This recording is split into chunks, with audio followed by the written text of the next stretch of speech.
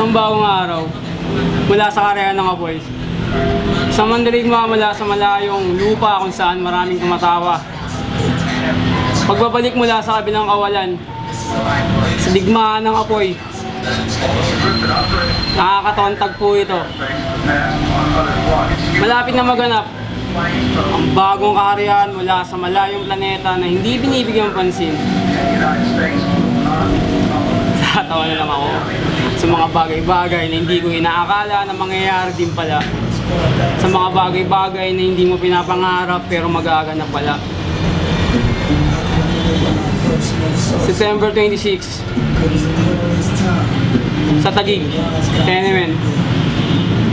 Abangan nyo kung paano ko papuyin, pagulungin mula sa itaas hanggang lupa ang mga bagong magiging harang upang makuha ko ang bulag na tagumpay ng kawalan. Aklas sa sunugan.